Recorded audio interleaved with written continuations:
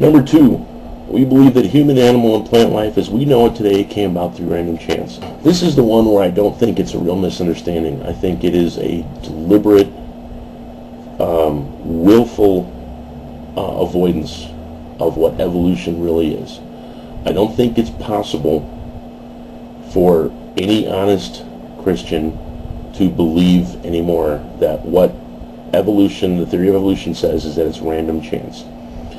It's not random. There is a random element to it. A mutation happens, that's random.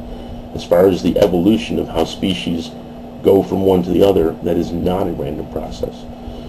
And it's almost becoming worthless to try to explain it, because I think that the Christians who won't see that, it's because they won't see it, not because they can't see it. Turn it around on yourself. The argument that we don't see God because we don't want to, well, that's what we think of the way you won't see evolution because you don't want to. The only thing I can add to the argument that I haven't seen is that the watchmaker analogy is fundamentally flawed for this reason. Watches can't make more of themselves. It is the ability to reproduce that takes the random mutation and turns it into a process that has feedback and moves in a non-random way. If you could put 2 watches in a safe, come back a few weeks later, and there's a 3rd watch in there, it wouldn't be so obvious that there must have been a designer for watches, at least not as obvious as you claim that that in design has to be.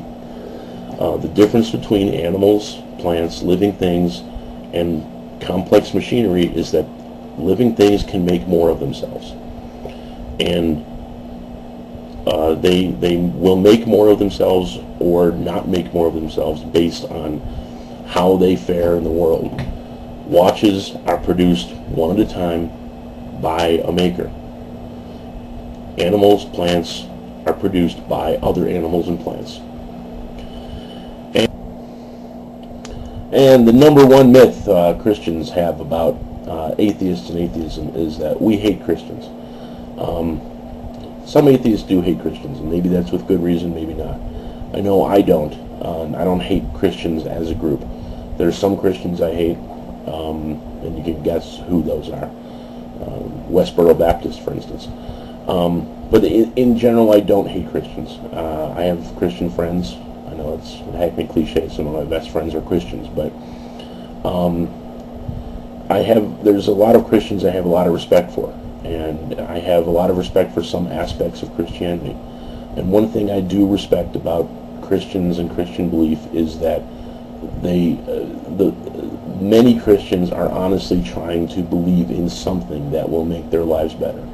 They're trying to find a way to be good people, and I'll never criticize that. I have disagreements with the way they go about it, the beliefs they choose in order to try to get there.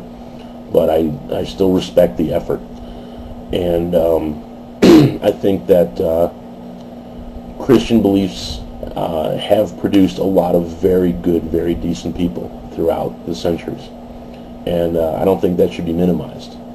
On the other hand, I think that Christians think that atheism or atheist beliefs or beliefs that are compatible with atheism cannot produce good and decent people, and it does.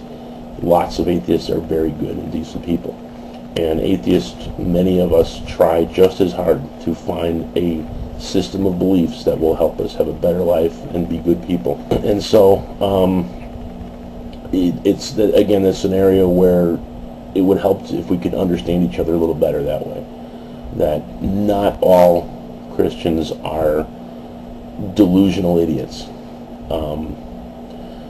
It's not atheists tend to dismiss Christians that way sometimes, but I still don't think that atheists really do just hate Christians. Anyways, I'd be interested to hear people's comments on this from Christians and theists as well as atheists, and that's it. Thanks. Bye.